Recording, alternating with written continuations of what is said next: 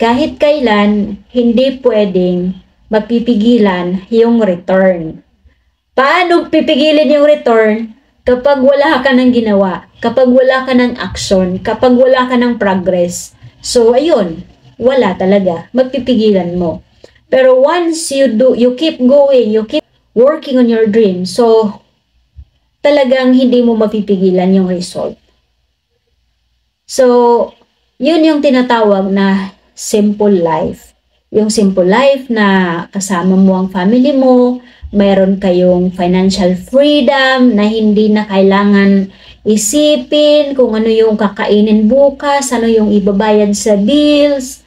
Yun yung ibig sabihin guys ng simple living. So, meaning, simple life, prepare ka na for your retirement, prepare ka na for your future, na hindi mo na kailangan ma-stress dahil nag-i-enjoy ka.